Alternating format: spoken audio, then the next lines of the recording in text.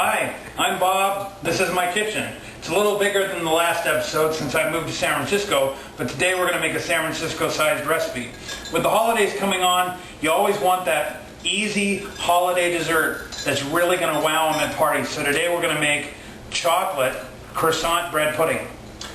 Pretty easy.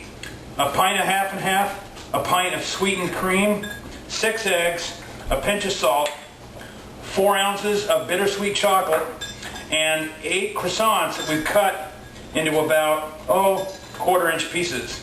We're going to soak the croissants in the cream and the egg, bake it for 45 minutes. It's going to be outstanding. Let's get started. So the first step for the recipe is warming up your pints of half and half and your sweetened baker's cream over medium-low heat. You never want to let it boil, you just want to let it get to a really good simmer. And then what we're going to do is we're going to melt our bittersweet chocolate into that. If you boil the milk, you'll start cooking early, and we don't want that. So be really careful, like this.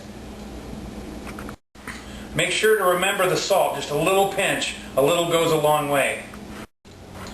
So we're just about ready to add the chocolate, and you'll see these bubbles are starting to form on the top of the milk.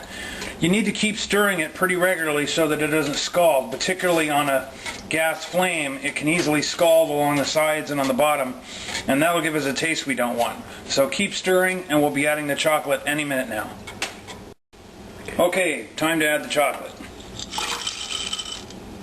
And then we'll start slowly stirring that in, and that'll melt into the cream.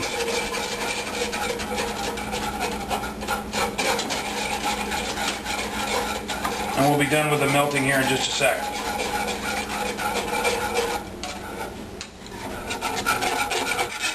Okay, so the chocolate's melted into our cream, and what we're going to do is we're going to set this aside to let it cool for a little bit, because what we're going to do is add this to the egg mixture later on. So you want to let this cool a little bit, because if we put this really hot cream right into the eggs, we run the risk of scrambling eggs, and that's, well, we're not doing chocolate flavored scrambled eggs today. So set this aside. We're going to set it here on the counter, and this is soapstone, so it'll cool a little faster, but otherwise just set it aside for 15-20 minutes and we'll get on to the next step.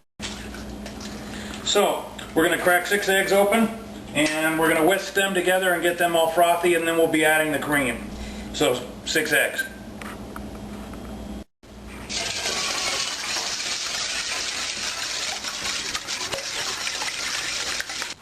Okay, here comes the fun part, getting all goopy. Make sure you wash your hands, and we're going to take our croissants and roll them in the egg. And if I can get my woofy little cameraman to zoom in here.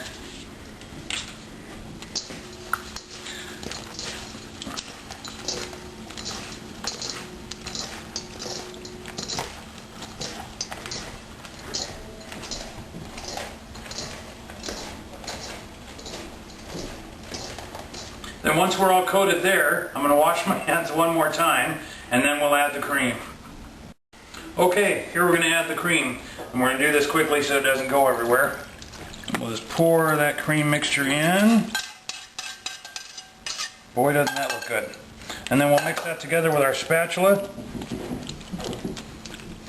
making sure our croissants are in the cream, and we're going to leave this for 20 minutes.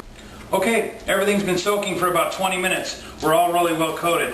Rick can get a nice zoom in on here so you can see how everything's coated. We're in really good shape to start ladling this into our ramekins. Okay, we're going to start ladling the bread pudding into the ramekins. And what you want to do is just get it up against the side of the bowl and get rid of some of that extra cream. We're going to pour that over the top, but you want to make sure that you get bread pudding right up to the top of the ramekin like that. Okay, we've got the bread pudding dished up into our ramekins. If you don't have ramekins, you could just dish it up into the dish. But, as I'm going to show you right now, we're going to cook it in a water bath. So whatever you dish up your bread pudding into has to fit into a bigger pot so that you can add water. So we're going to add a 1/4 inch of water along the bottom of the pan. That's going to steam and keep everything cooking evenly. And then the last step before we cover it and put it in the oven, for me, is some sliced almonds across the top.